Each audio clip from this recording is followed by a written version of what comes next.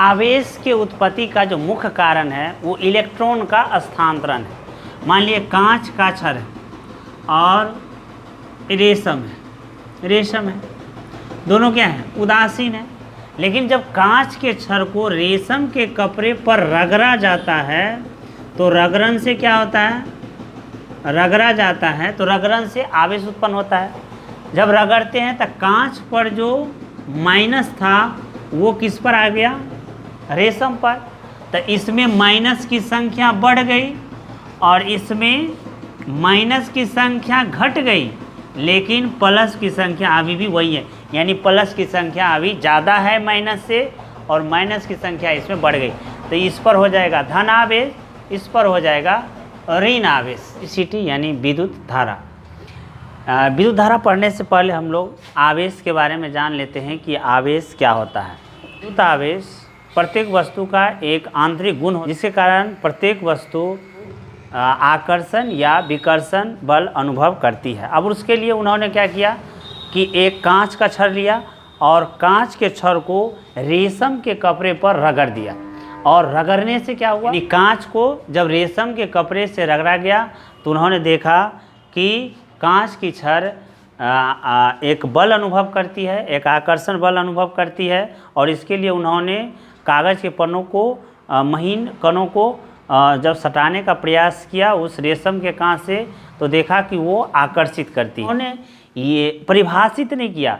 अगर आवेश के बारे में किसी का सबसे पहले नाम आता है तो कौन आता है? थेल्स का आता है, क्योंकि थेल्स ने ही बताया था कि आवेश किसी वस्तु का वह गुण होता है जिसके चलते कोई वस्तु आकर्षण या विकर्षण का अनुभव करती है। उसके बाद आता है बेंजामिन फ्रैंकलिन। बेंजामिन फ्रैंकलिन ने उसी थेल्स के जो अनुभव थे उसको दोहराने का प्रयास किया। उन्होंने क्या किया कि कांच का 2 छड़ लिया और दोनों छड़ को रेशम के कपड़े पर रगड़ दिया, और रेशम के कपड़े पर रगड़ने के बाद दोनों को अलग अलग धागे में बांध करके लटका दिया। उन्होंने क्या देखा? उन्होंने देखा कि दोनों कांच की छड़ एक दूसरे को विकर्षण कर रही है, एक दूसरे को ठेल रही है, रिपेल कर रही है, प्रतिकर्षण हटा रही है।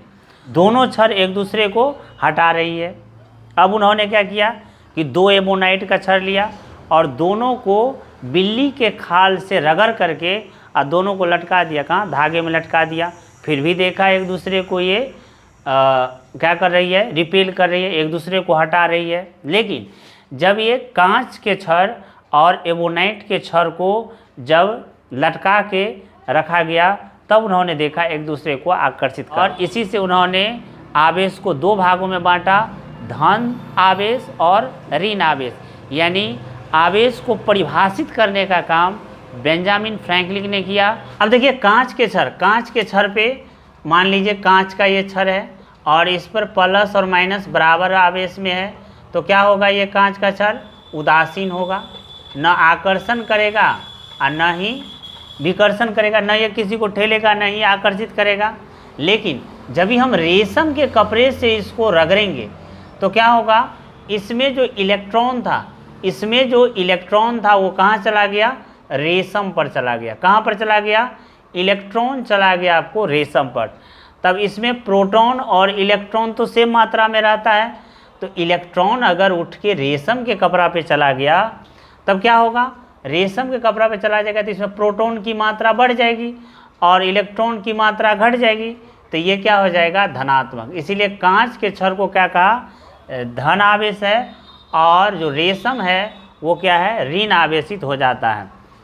धन आवेशित होने के कारण ये ऋण को अपनी ओर खींचेगा और ये ऋण होने के कारण धन को अपनी ओर खींचेगा। इसी तरह से बेंजामिन फ्रैंकलिन ने भी कांच के छड़ को रेशम के कपड़े से जब रगड़ा तो उन्होंने देखा कि ये भी क्या हो गया? धन, और ये भी क्या है? धन।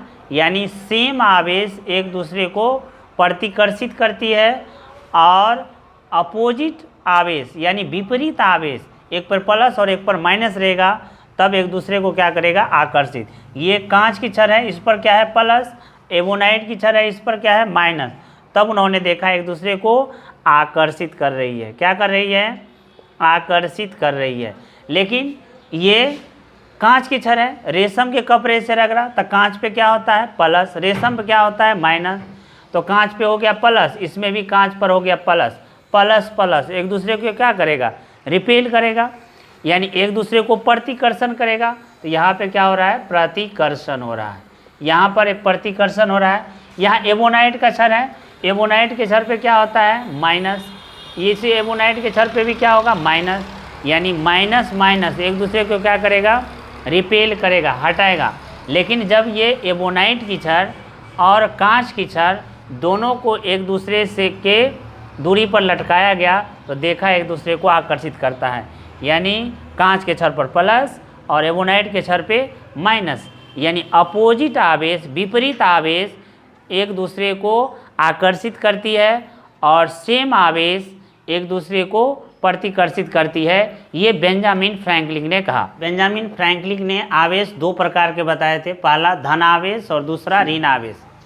अब कांच पे क्या होता है धन आवेश, ऊन पर धन आवेश, सूखे बाल पर धन आवेश, बिल्ली के काल पर धन आवेश, और ऋण आवेश रेशम, रबर, एबोनाइट, प्लास्टिक, ये सब पर ऋण आवेश होता है। ये रगड़ रगड़ के देखा गया कि कौन किसको आकर्षित करता है विकर्षित करता है।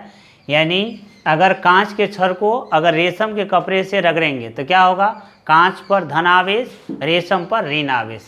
इसी तरह से ऊन पर अगर एबोनाइट से रगड़ेंगे तो क्या होगा ऊन पर धन आवेश, एबोनाइट पर ऋण आवेश। इस तरह से पता लगाते हैं।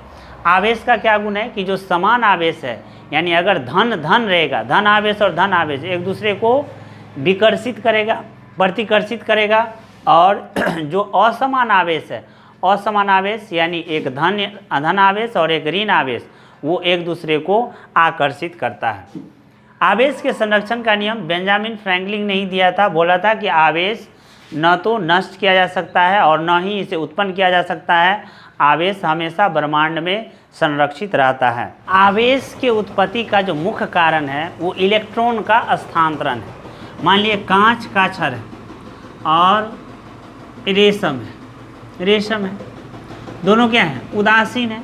लेकिन जब कांच के छड़ को रेशम के कपड़े पर रगड़ा जाता है तो रगड़न से क्या होता है, रगड़ा जाता है तो रगड़न से आवेश उत्पन्न होता है।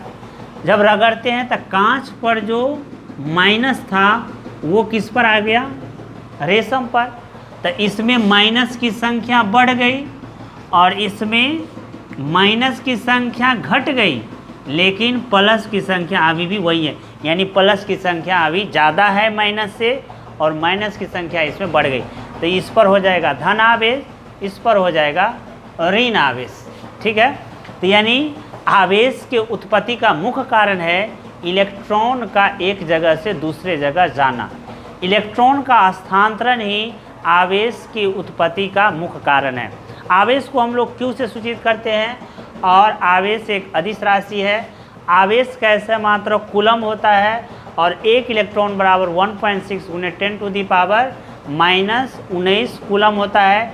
एक कूलम बराबर 6.25 × 10⁻18 इलेक्ट्रॉन होता है। ठीक है, वीडियो अगर आपको अच्छा लगा हो तो आप लाइक करें, सब्सक्राइब करें। Thank you.